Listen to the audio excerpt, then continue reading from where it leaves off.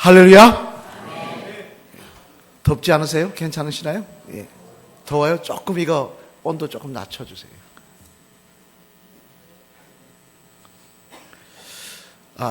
저도 앞에 있으니까 많이 더워서 물어보는 겁니다. 굉장히 이거 좀 과하다 싶을 정도로 더워서. 예. 할렐루야. 오늘은 그의 소유된 백성이니라는 제목으로 하나님의 말씀을 대언하도록 하겠습니다. 벌써 10여 년의 세월이 흘렀습니다만 2008년도에 주한 미국 대사로 지목되어 특별히 우리나라 언론의 주목을 받았던 인물이 있습니다만 그 사람이 누군가 하니 그 당시 미국 국무부 동아시아 태평양 담당 선임 고문으로 일하고 있던 캐슬린 스티븐슨이라는 사람이었습니다. 한번 볼까요? 기억이 나시나요? 예, 기억이 나시는 분도 계실 겁니다만, 그런데 이 캐슬린 스티븐슨이 우리나라를 거쳐간 많은 미국 대사 중에 특별히 우리나라 언론의 주목을 받았던 이유가 무엇인가 하니, 그녀가 주한 미국 대사 중 최초로 여성이었다는 이유도 있었지만 또 하나는 그녀의 과거 때문이었다고 합니다. 그녀는 과거 1975년에 20대 초반의 나이로 충남 예산군에 있는 예산중학교에서 한국 이름 심은경이라는 이름을 가지고 영어 선생님으로 근무했었다는 것입니다. 우리가 어려울 때 그죠? 와서 영어 선생님으로 근무하며 아이들에게 영어를 가르쳤다는 것입니다. 그런 그녀가 이제는 중학교의 교사가 아닌 주한 미국 대사라는 신분으로 그 신분이 업그레이드 되어서 다시 한국에 온다는 말에 언론들은 서로 그 내용을 앞다투어 실었던 것입니다만 저는 그 내용을 보면서 이런 생각을 해봤습니다. 만약 캐슬린 스티븐슨 씨가 그냥 평범한 사람으로 우리나라에 다시 온다고 했다면 정말 언론들이 그렇게 앞다투어 그 내용을 신문에 실었을까라고 말입니다. 여러분 어떻게 생각하십니까? 중학교 교사였다가 다시 은퇴하고 우리나라에 들어온다면 신문이 그렇게 떠들썩하게 실었을까요? 안 실었을 겁니다. 그죠? 그냥 오면 오는 모양이다 그랬을 것입니다. 그래도 주한 미국 대사라는 신분으로 오니까 언론은 물론이고 우리나라가 온 나라가 나서서 환영을 하고 있었던 것입니다만 이처럼 신분이 바뀌어 보다 좋은 직위를 갖게 되면 사람들에게 받는 대우가 달라지게 되어 있습니다. 그죠? 직위가 바뀌면 대우가 달라지게 되어 있습니다만 그런데 오늘 본문의 말씀에 보면 우리나라의 미국 대사로 왔던 캐슬린 스티븐슨 씨와는 비교할 수 없을 정도로 엄청난 신분의 변화로 해서 사람들로부터가 아닌 하나님으로부터 받는 대우가 완전히 달라진 저와 여러분들에 대한 말씀이 나오는데 오늘 보면 9절 말씀 앞을 보시며 같이 읽어보시겠습니다. 시작.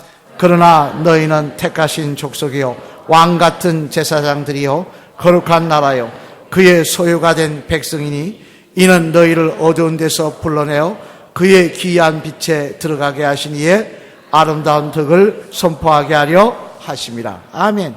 무슨 말씀입니까?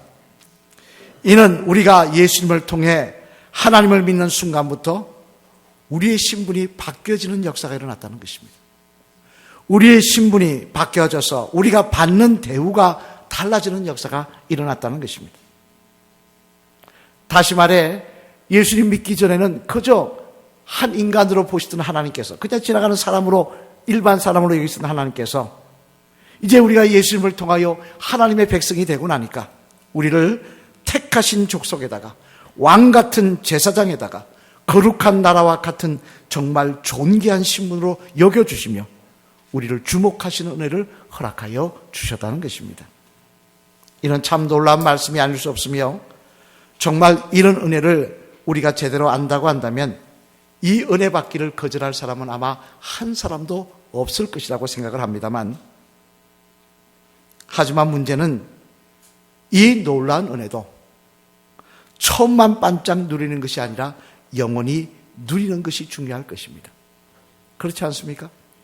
아무리 놀란 직분을 주시고 대우가 달라진다 하더라도 그게 잠깐 반짝하고 만다면 무슨 의미가 있겠습니까? 주님 나라 가는 날까지 그 대우를 거룩한 나라라고 불러주시며 왕같은 제사장이라고 불러주신 그 은혜를 우리가 누려야 되지 않겠냐는 말씀입니다. 그러면 여러분, 우리가 어떻게 하여야 이 놀라운 하나님의 은혜를 끝까지 누릴 수 있는 것일까요? 여기에는 우리들에게 필요한 부분들이 있다고 오늘 본문은 말씀하고 있는데, 바라기는 오늘 이 말씀을 통하여 하나님께서 저와 여러분들에게 허락하신 왕같은 제사장과 거룩한 나라와 같은 이 놀라운 은혜를 잠깐이 아닌 끝까지 누리시는 복된 주의 성도들 되시기를 주님의 이름으로 축원합니다. 그러면 우리가 어떻게 하여야 이 놀라운 하나님의 은혜를 끝까지 누릴 수 있는 것일까?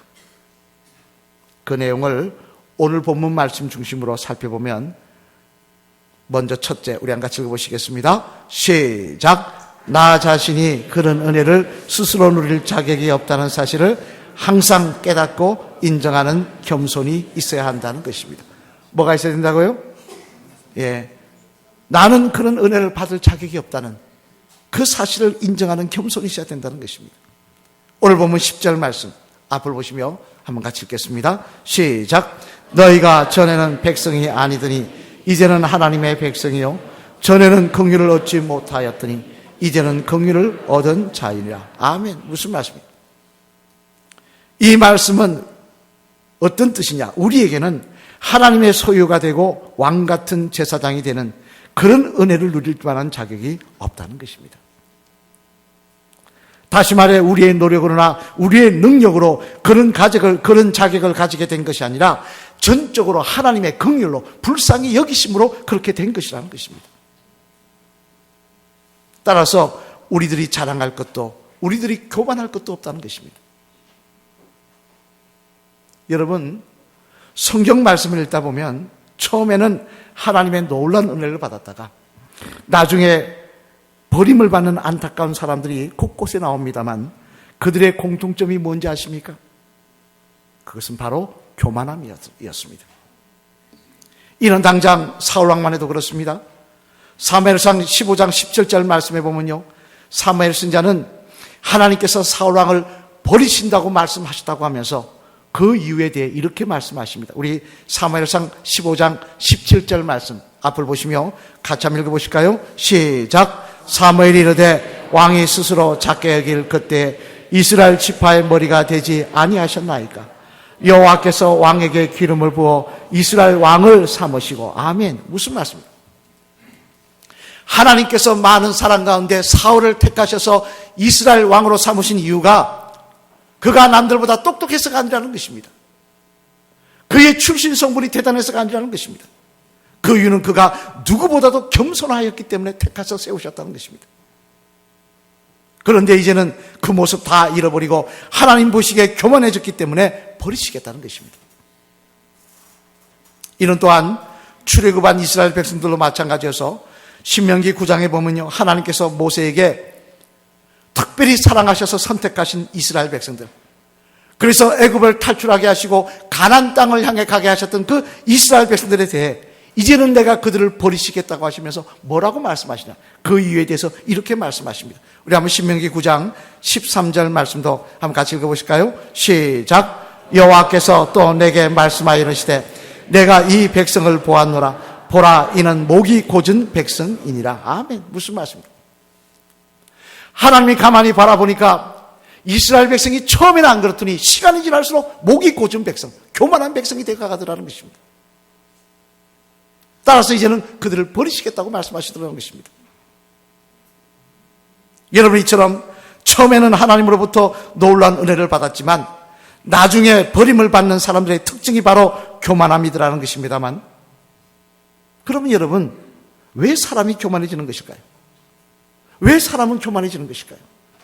그게는 여러 가지 이유가 있을 것입니다만 대표적인 것 2가지만 살펴보면 그 중에 하나는 남의 탓을 하는 데서 교만은 시작되더라는 것입니다. 다시 말해 자신은 의인인데 남 때문에 피해를 본다고 생각하는 데에서 교만은 시작되더라는 것입니다. 이는 당장 앞에서 살펴본 이스라엘 백성들이 그렇지 않습니까?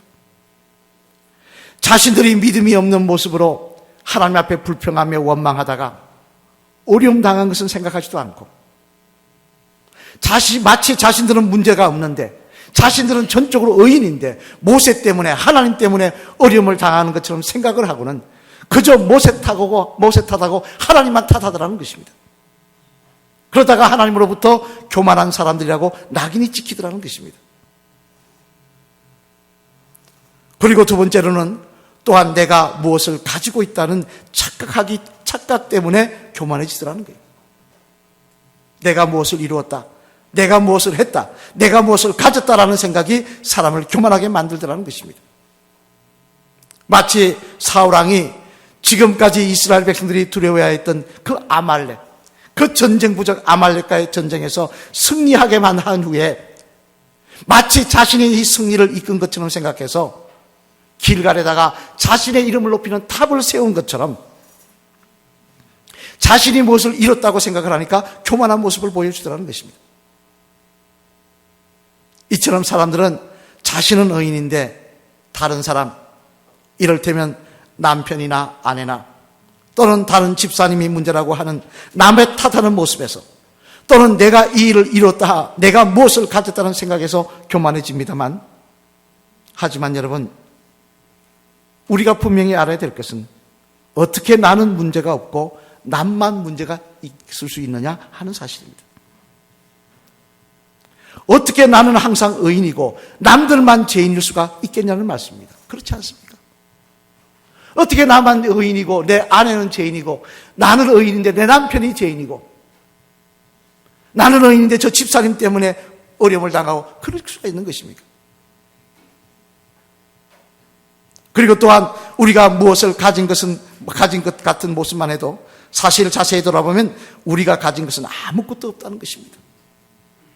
나는 가졌다고 생각할지 모르지만 착각이라는 것입니다. 왜냐하면 우리들의 건강도, 내가 건강하다고 자랑하는 건강도, 내가 가졌다는 재산도, 심지어 생명까지도 하나님께서 이 시간 거두어 가시려면 쉽게 거두어 가시는 것이기 때문에 그렇다는 것입니다.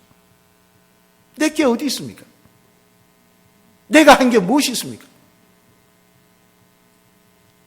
그러므로 이제 우리는 고린도전서 15장 10절의 말씀에 기록된 위대한 사도 바울의 고백을 주목해 보아야 합니다. 우리 고린도전서 15장 10절 말씀 앞을 보시며 한번 같이 읽어보실까요? 시작. 그러나 나의 나 된 것은 하나님의 은혜로 된 것이니 내게 주신 그의 은혜가 헛되지 아니하여 내가 모든 사도보다 더 많이 수고하였으나 내가 아니요 오직 내가 함께 하신 하나님의 은혜로라. 아멘.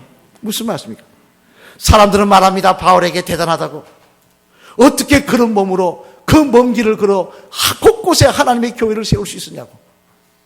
참 대단한 사람이라고 이야기하자 바울은 뭐라고 이야기하느냐? 그 칭찬은 내가 들을 칭찬이 아니라는 것입니다.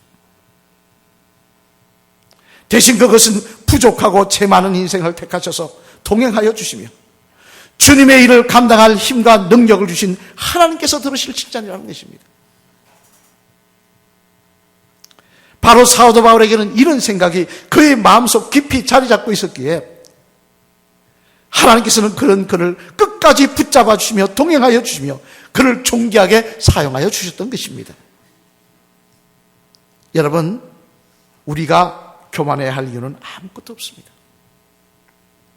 내가 가진 것이 무엇입니까? 내가 자랑할 것이 무엇입니까? 나는 어리석고 문제 많은 인생일 뿐입니다.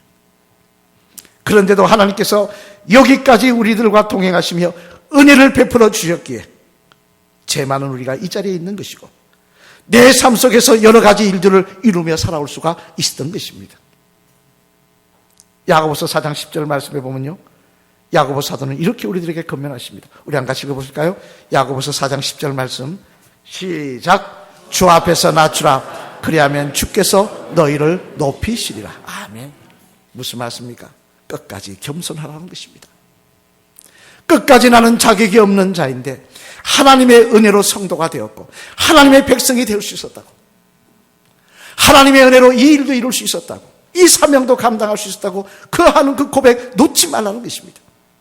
그럴 때 하나님은 우리를 하나님의 택하신 족속이요 왕같은 제사장이요 거룩한 나라라고 불러주시고 그렇게 대우해 주신 은혜를 거두지 아니할 줄로 믿습니다.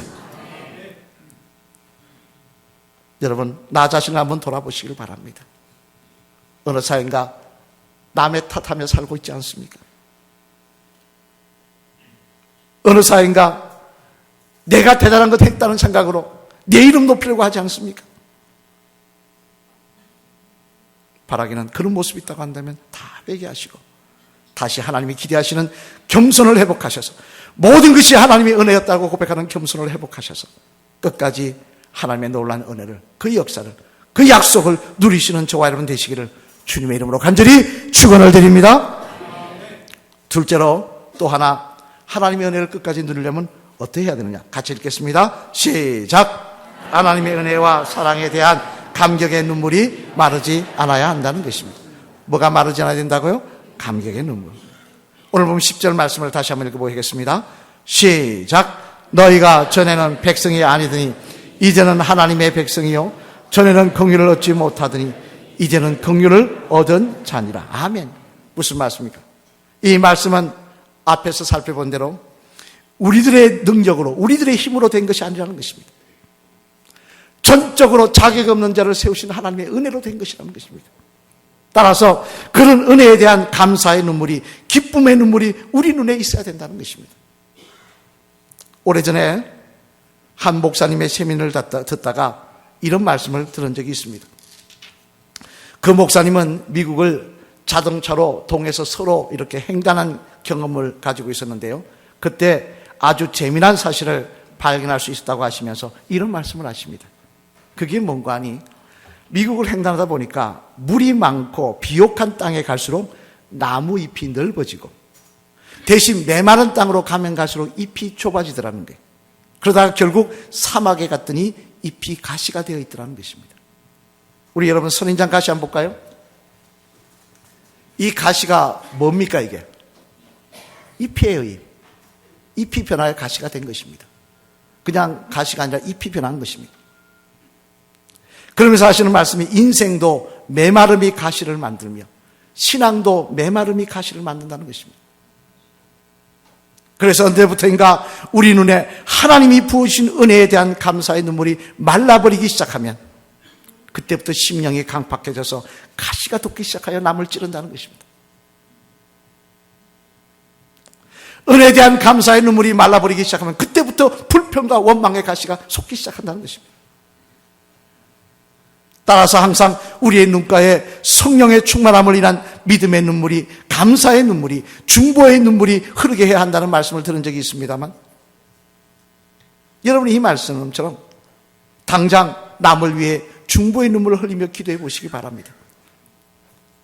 여러분이 중보 기도한, 내가 눈물 흘리며 기도한 그 사람을 미워할 수 있습니까? 정말 내가 눈물 흘리며 기도한 그 사람을 욕하고 저주할 수가 있느냐는 말씀입니다.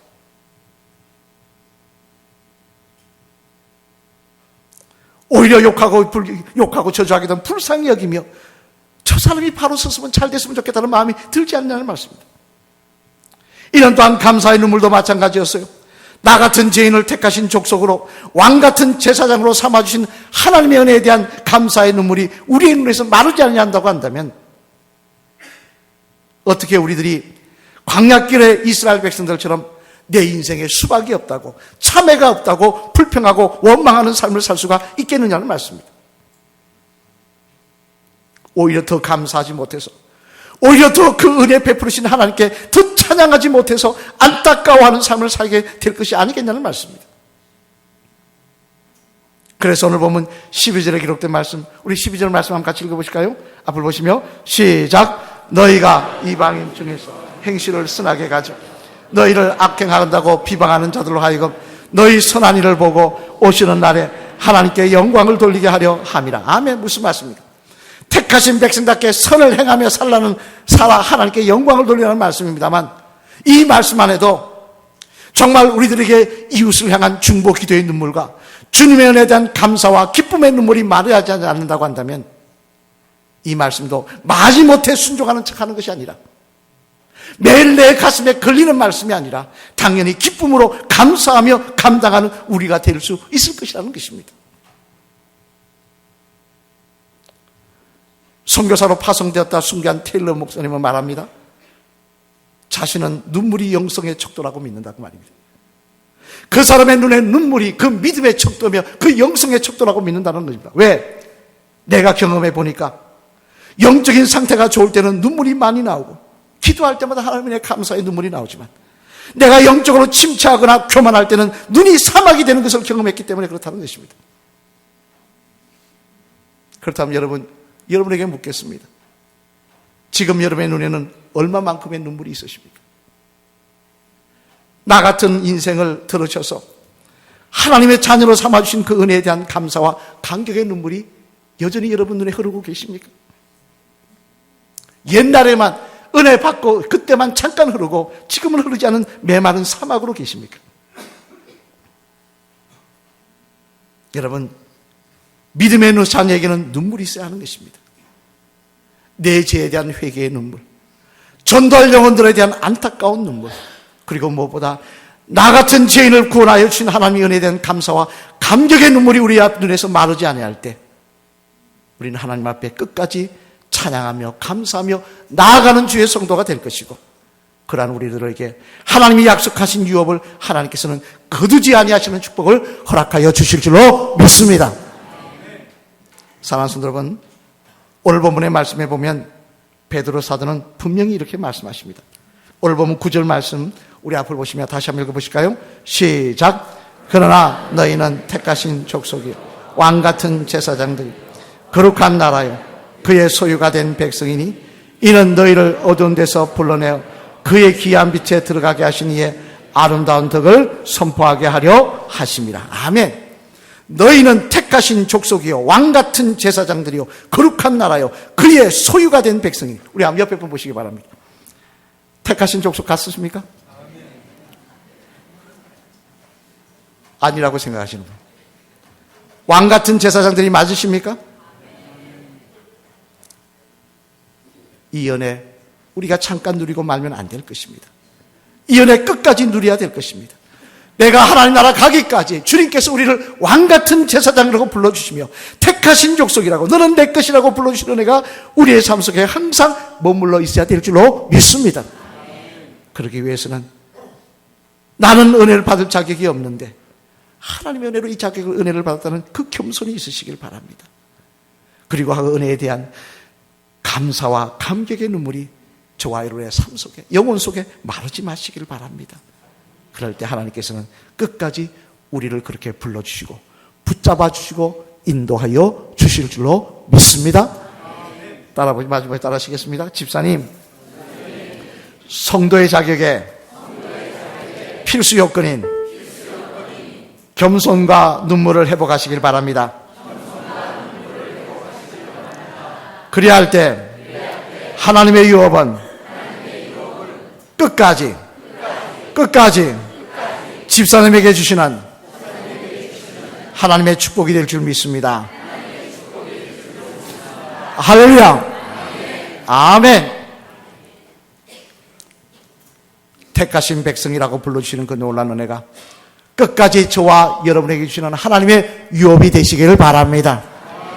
오늘 보면 10절 말씀 우리 다시 한번 읽어보실까요? 앞을 보시며 시작. 너희가 전에는 백성이 아니더니 이제는 하나님의 백성이요 전에는 긍휼을 얻지 못하더니 이제는 긍휼을 얻은 자니라. 아멘. 무슨 말씀입니까? 이 말씀은 다른 말씀이 아니라 우리가 하나님의 백성이 되고 이 자리에 있기까지는 하나님의 긍휼이 있었다는 것입니다. 하나님의 불쌍히 여기심이 있었다는 것입니다. 자격 없는 자를 붙잡아 주시고 인도하시는 하나님의 놀라운 사랑이 있었다는 것입니다.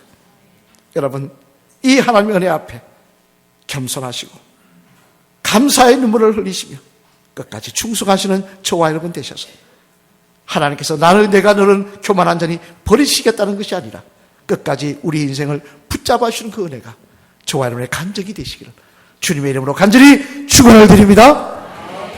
우리 찬양하시겠습니다.